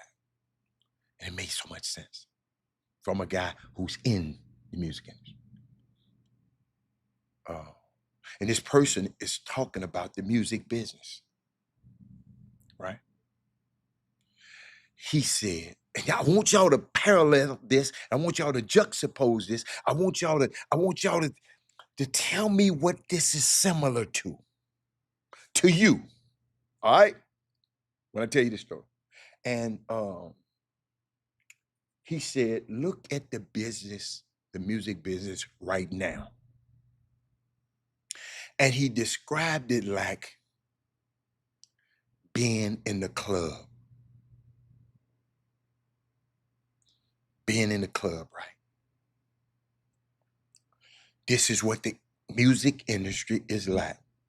The Fire's the best nightclub in history, right? Everybody trying to get in. Like Live and like when you go to Vegas, and the Excess and all of them. If y'all see the line all the way around the corridor at the Wynn Hotel. I mean, if you ever been to one of these kind of clubs that people had to wait in line all day, at Live, ain't no use to even trying to get in Live. Just stay, if you in Miami, just stay in the lobby. All the girls trying to get in the club, you're gonna see them in the line. So y'all, all you do is just get in line, get somebody. Hey, y'all want to get some drinks over here? Y'all gonna go in there and buy them drinks. Y'all gonna get some drinks over here. If you can't get in, that's just trying to help you out. Yeah, trying to help you out. If you ever in Miami, but there's a line. There's always been a line outside, right? I'm talking about the music industry, right? Everybody trying to get in, right? Remember now, a line outside. But now, there is no more line.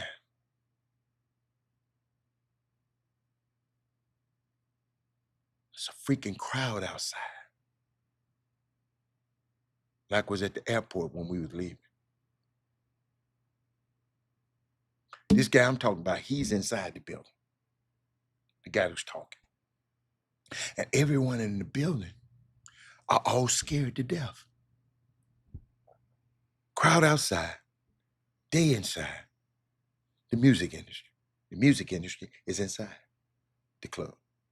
But everybody else who trying to get on, they outside. I'm trying, Kevin Freitman, y'all follow me now. And everybody on the inside the club is like, oh my God, this is going to be over. The music industry is dying. What are we going to do when it's all over? What are we going to do? Where are we going to go? What are we going to do? You think we're going to have jobs in this industry? You think we're going to have an industry? Ladies and gentlemen, I'm talking about this is happening right now. That is what they're saying inside the club. Right? Meanwhile, there's a whole lot of other people that's outside the club. And he said the only one who can walk in and out of the club is people like him, especially the black one. And he said when he walks outside the club, and he's telling everyone, you don't want to go in there. All you talented ass people trying to get in there, you don't want to go in there. You better be like K-pop and do it on you don't want to go in there. Right? You out here in the crowd, they in there scared, but you trying to get in here you trying to get into a dying industry.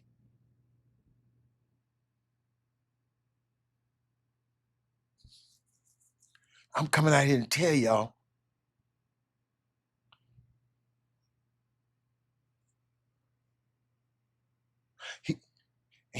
he walking out there. Robert Hatter coming out here telling y'all don't want to do this for 9 years. Y'all want to be in that club. Oh, I didn't mean to do that. I'm trying to give you a point of reference. Let me show you how you should do it. He said, people will sell their souls to get in that club.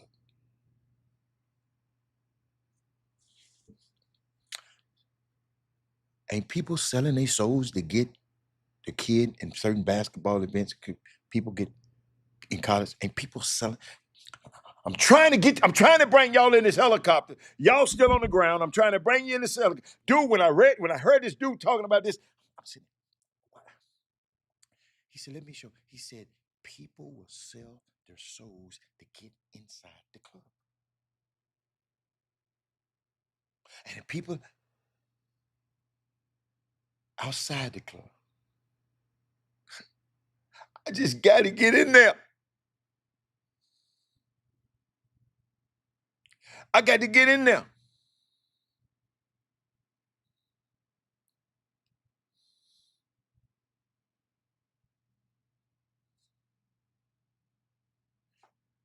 To show the crowd that I'm better than them. Oh my goodness.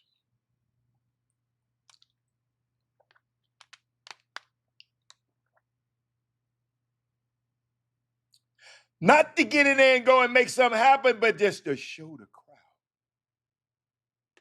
better than you. Eric Harris.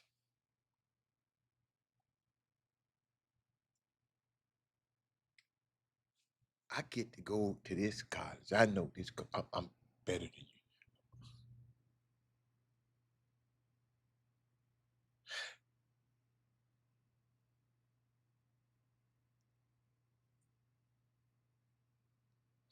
But the dude is already in there.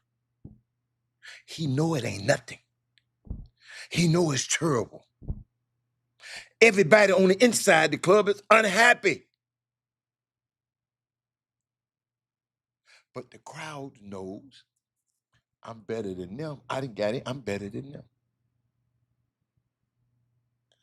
That is what the illusion is of the music industry right now. And you can parallel this to other industries in your life. Everybody in the building is worried about the crash because the music industry, in case y'all know, is dying. Just like some of these other industries are dying. They better watch this stuff. This college basketball, if they keep going on, you follow me? Everybody trying to get in the club. But the people inside know it might be, it might not be as good. It might not be good on this side. And the only selling point they got is, guess what? Is the crowd outside. It's still there. Y'all still out here. I want to do. I want to do events. I want to do this. They done took the rug away from under y'all. You got people like Ticketmaster and Live Nation. Just they done bought the artists. They done bought all the buildings. So you can't nobody do. Independent person can't even do a concert. Or the artist won't even do it with somebody else because Live Nation get mad at you. Y'all can't play in my venue because I own everything. They own it. And they allowing these people to do it.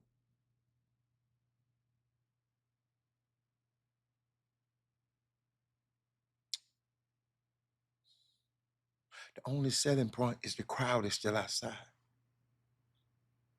And the dude is like, no, no, no, no, no, no, no, no, no, no, no. The club is burning down. You got to learn what they already know.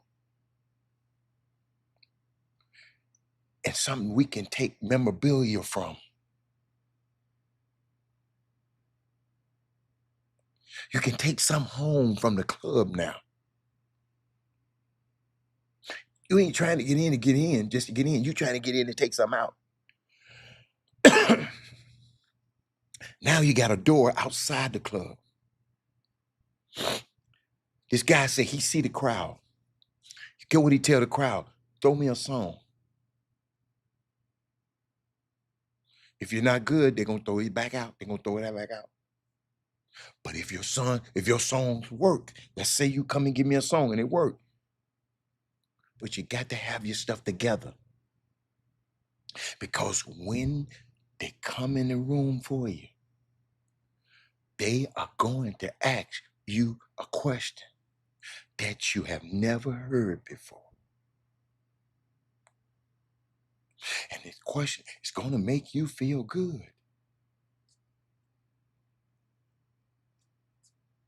Because when you got in your mind that the record company, the basketball industry, the summer basketball program, the Whatever you're trying to get in, whatever you're trying to get, when you have in your mind that they are God,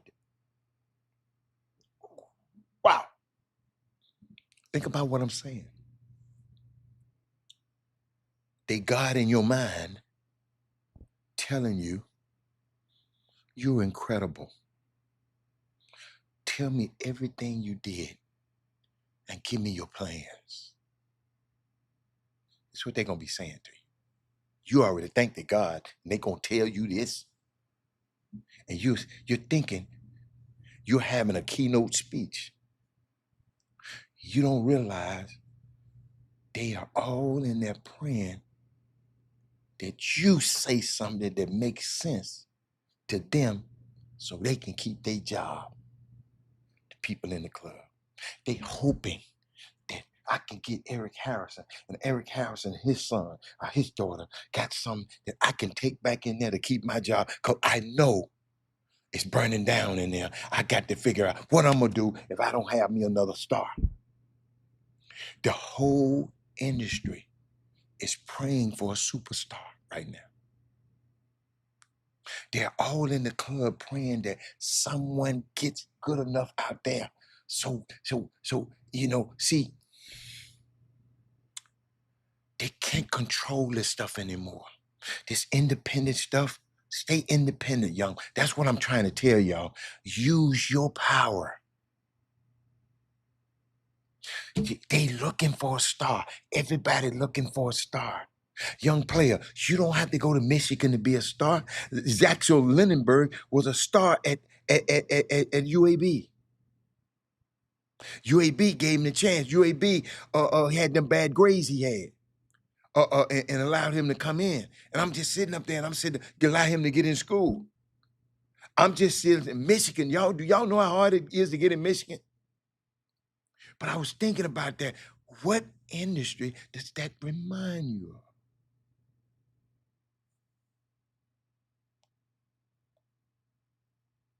What industry?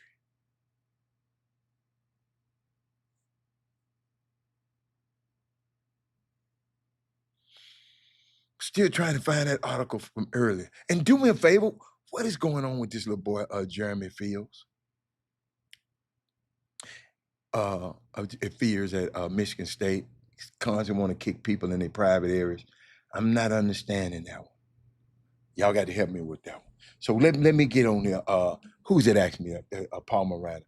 Paul Miranda, let me just give you something about the NCAA in this little meeting. I call it the college football meeting. This wasn't about college basketball, that meeting with Trump up there. It was just about college football. So let's get that understood. It was a meeting to me of ex-slave holders trying to figure out how to get the slaves back on the plantation. Paul Miranda, I hope you're still there. Ladies and gentlemen, it's about reining these black young men who became too uppity with all that NIL money. See, I didn't even want to talk about this, but I'm gonna share some stuff with you. You want, but the problem is, you won't scare Congress into believing universities and multi-million-dollar budgets are about to go belly up like a SNL because of college sports. That's what they're trying to do. If universities leaders are too emotional to make good financial decisions, then you need to find new leaders. Paul Miranda, I wasn't gonna go here, but you done started. You done crunked me up. College football, most decorated head coach, Nick Saban, spoke at the White House on Friday at the college sports roundtable hosted by President Trump. These the people in the room, y'all. I was trying to get y'all. I'm trying to get y'all to think, critically think. They in the room knowing something wrong with the industry. but they trying to get another star. Always trying. But let me keep. They was at the White House at College Sports Roundtable. They called it. Saban called on lawmakers to fix issues he have seen at the college level, where name, image, and likeness deals have turned the focus away from education. And they, ladies and gentlemen, Alabama been playing players forever.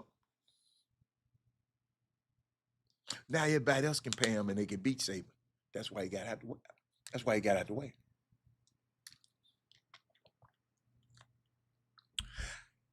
Yo, let's be real. How much? Paul Miranda, where you at? Hold on. You can't leave now. Let me text. So if you ain't talking about something ignorant, he don't want to talk about.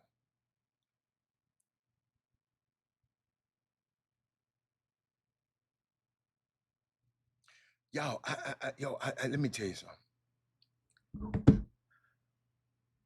How much does anybody talk about educating, getting an education anymore? Some of y'all out there, how many times did y'all call Kevin Allen? How many times all you people going to college to college, college to college, college? I'm talking about your meeting up here at the White House. How many people been talking about first thing these parents, I'm hearing from the coaches, they ain't said nothing about no education. How much NIL I'm gonna get? How much NIL I'm gonna get? How much NIL? How much get my? They ain't asked about a major, they ain't talked about a minor, they ain't talked about nothing.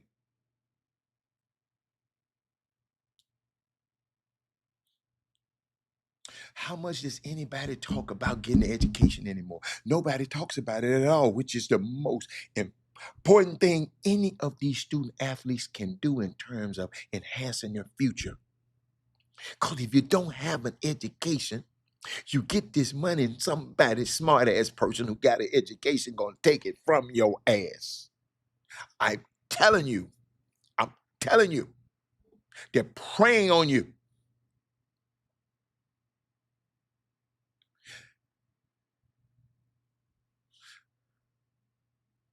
But they want to go talk about this, and college football has made billions off these kids for decades. And now that the athletes are getting paid, suddenly their education is at risk.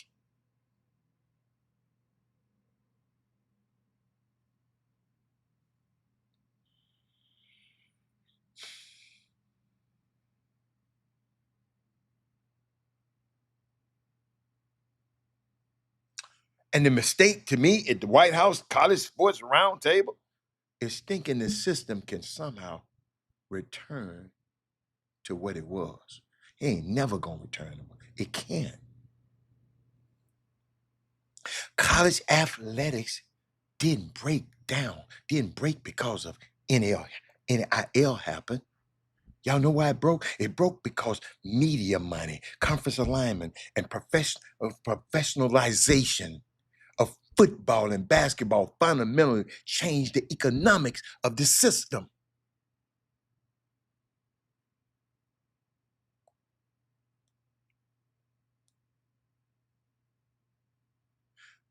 Kids, go get you some money, man, but don't you leave there without that piece of paper. When you got all the access, you don't have to wait in line to register. They register for you. Take advantage of that, man.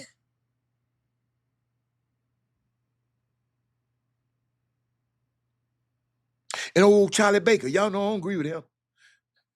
I think he said something. He had the most honest line of the day, I think. He said the money part has to be part of the conversation.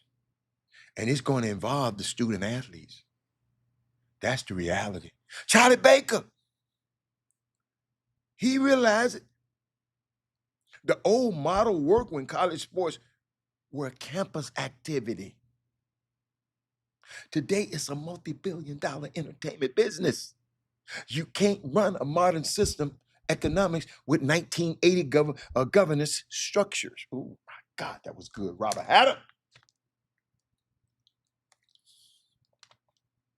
Boy, I got 6 minutes. Paul Miranda, I didn't want to talk about this. Let me see what time my boys getting here. Because I wasn't here yesterday, so I don't mind giving y'all a few extra minutes today. I really don't mind. But let me see what time my guys get here. Let me see. Let me see. Let me see what time my guys get here. Hold on. Trying to see what time. Yeah, but get that piece of paper. Because sometimes you ain't going to make the connection. The paper, sometimes your connections will leave you, Eric. But the paper going to go with you. Okay. They land at 3. They landing in a minute.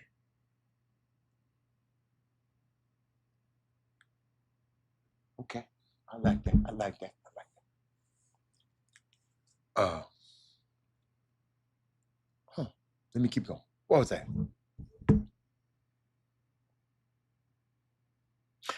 Ladies and gentlemen, the next phase of college athletics isn't about going back. It's about building an operating system for the new industry we have.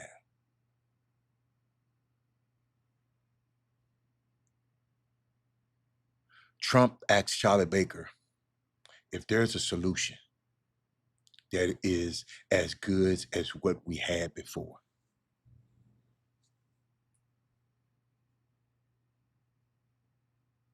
Did y'all hear what I just said?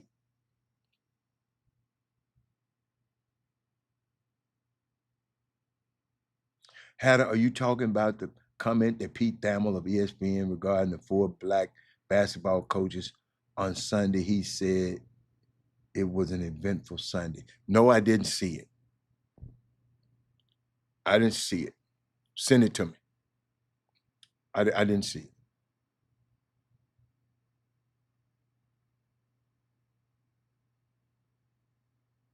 Trump asked Charlie Baker, NCAA Charlie Baker, if there's a solution that is as good as what we already had before.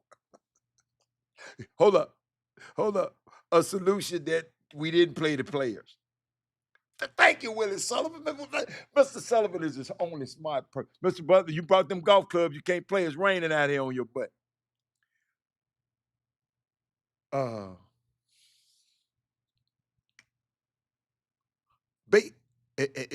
think Baker told him. Baker said, the big thing is we all have to remember here is that the way it was before, sports and media played a completely different role in our society.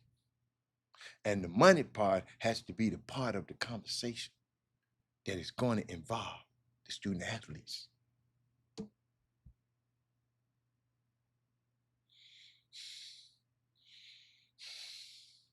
Y'all,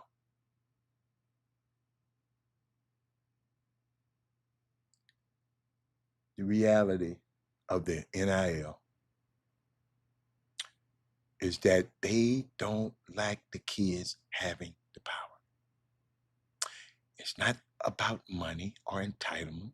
Kids have been getting paid for years.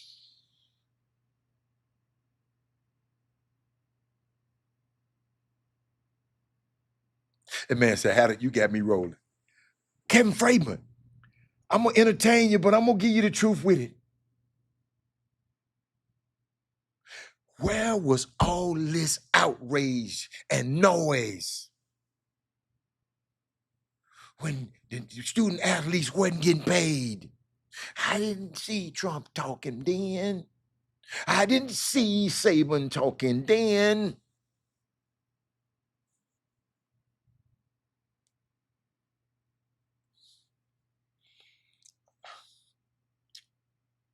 It would have been nice if education and the student part of the student athlete was always prioritized. You got to keep that same energy, man. Man, I didn't want to talk about this stuff. That damn Paul Miranda done got me cranked up.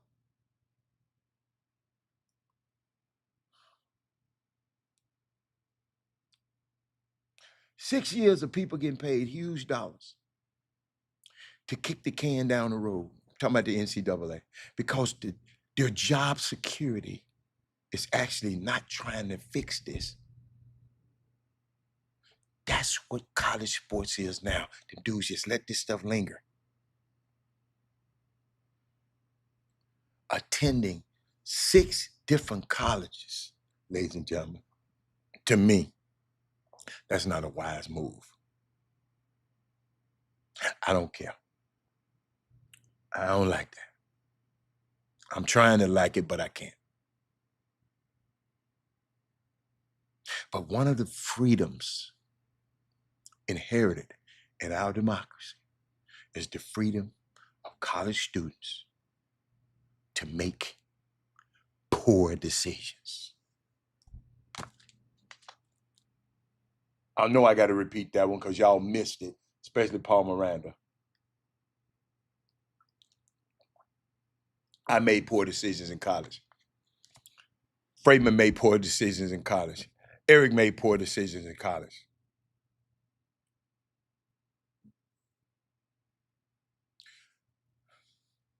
I said, attending 6 different colleges is probably not a wise move. Right? But one of the freedoms inherited in our democracy is the freedom of college students to make a poor decision. What's new about that? They're going to make all the things, they're going to get this money. Let them make their poor decision. Should Congress pass a law to require students to make a better grades then?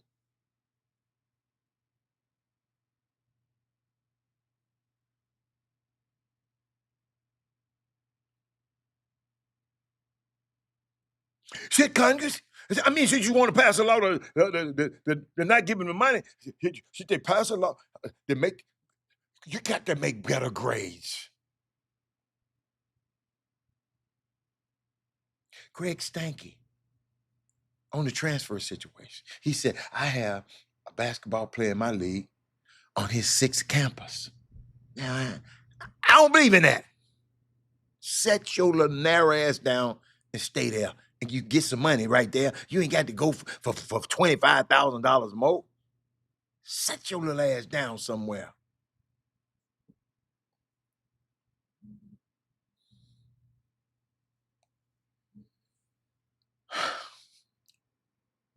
Let's remember that the NCAA requirement that college athletes sit out a year when they transferred was based on a fictitious justification that they needed, watch this, to acclimate to their new school. Yet, freshmen arriving on campus didn't need to sit out a year to acclimate. Restrictions on transfers never had anything to do with what's best for the college athlete. Preventing players from transferring was for the sole benefit of coaches to make it easier for them to manage their rosters. Because America loves capitalism. Paul Miranda, until it's a young black athletes getting paid. I didn't want to go here today. President Trump said rising costs of NIL contracts are harming college sports and may require legislation or an executive order. Paul Miranda, I didn't want to go here. Y'all got to decide when capitalism is cool and when it isn't. But it's not cool when the labor actually desires a bigger piece of the pie. Again, make up your mind, MAGA. And the hypocrisy coming from Coach Saban is so daggone ridiculous. It's sad to see him trying to push this agenda. Y'all don't care about these kids in the slightest, man. Y'all only care about that money and who gets the benefit from it. Plain as the day was day. It's what's happening here. Y'all got to remember.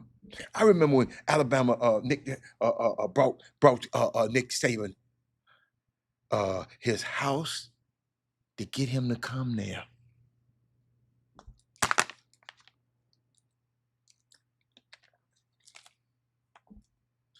Saban, listen, Saban has made him, his friends,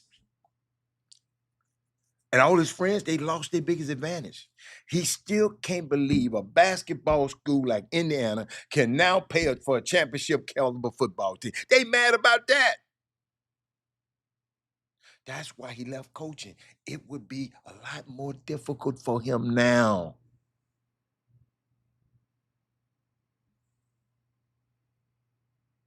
Let me just give y'all a couple of numbers and then I'm going to quit because I got to go get ready. Alabama athletics. I think the budget was $180 million. Nick Saban's salary was $9 million. Jackson State's entire athletic budget. Team is playing up here today. It's $8 million.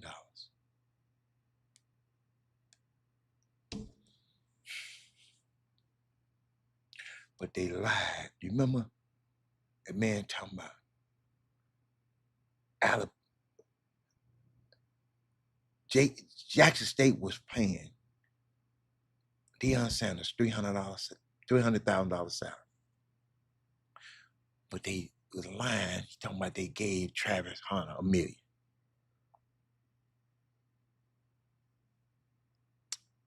Y'all remember that? Listen to this. Nick Saban is a millionaire in one of the poorest states in the country. He spent 3 decades making a living off of free labor of teenagers. But Deion Sanders winning a SWAC championship and landing one of the top picks is what's wrong with college athletes. Y'all, he was mad. How in the hell did Travis Hunter did go Alabama?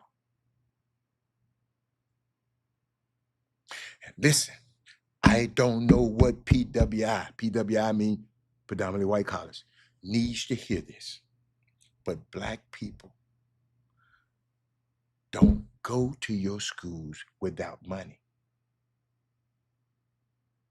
You have to entice Black people to enroll. Black people voluntarily go to HBCUs every single day. And imagine if Jackson State had a $180 million budget with Deion Sanders as their coach and the Sonic Boom in the stands and a 100,000 seat stadium.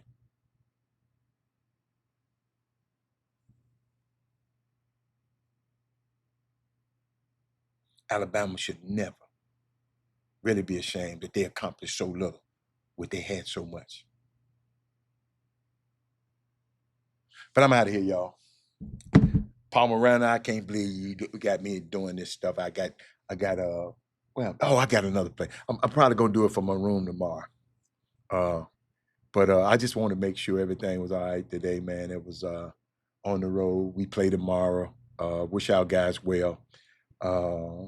They should be landing shortly, and then they're gonna come over here. So I, be down there and greet them, and that's it. But I'll see y'all tomorrow. Thank y'all. Thank you, Paul. Thank you, Kevin Freidman. Thank you, Eric Harrison.